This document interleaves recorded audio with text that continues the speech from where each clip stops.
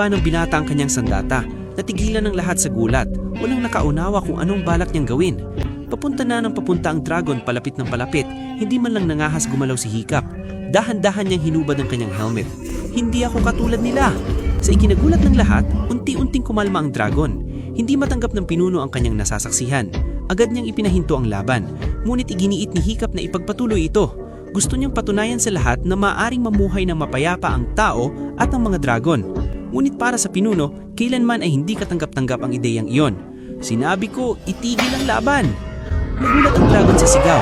Sa sumunod na segundo, dumiretso ito kay Hiccup. Sa malayo, narinig ni Toothless ang kaguluhan. Napagtanto niyang nasa panganib si Hiccup. Agad siyang sumugod. Tumakbo si Hiccup ng buong lakas, ngunit sa huli, naabutan siya ng dragon at itinumba sa lupa. Ibinuka nito ng malaki ang mga panga. Sa kritikal na sandali, dumating si Toothless. Agad siyang sumugod at nakipagbuno sa dragon. Si Toothless ang pinakamalakas sa kanyang uri. Hindi nagtagal natakot ang dragon at umatras pabalik sa kanyang pugad. Ngunit nang makita ng mga Viking si Toothless, agad silang sumugod at siya naman ang kanilang inatake. Para sa kanila, isang karangalan ang manghuli ng isang Night Fury.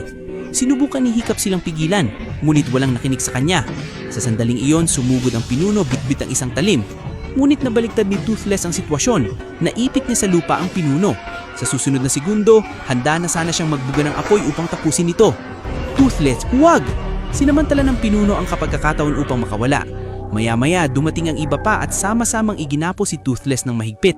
Nagmamakaawa si Hiccup na huwag ilan itong saktan, ngunit walang pakailam ang pinuno. At sa isang iglap, wala nang nagawa si Hiccup kundi panoorin habang kinakaladkar palayo si Toothless.